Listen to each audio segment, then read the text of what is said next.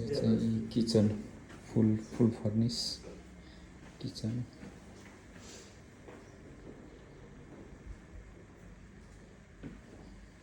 अनि यो चाहिँ लिभिङ रुम।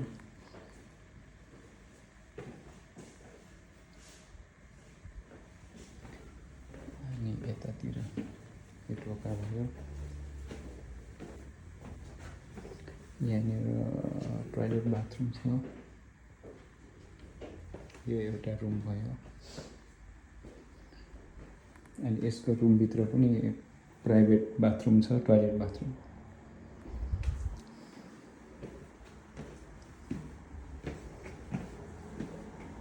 यहाँ अर्को रुम छ, दराजहरू पनि छ यसमा। अनि यो लास्टमा अझै अर्को रुम छ, यो T3 हो।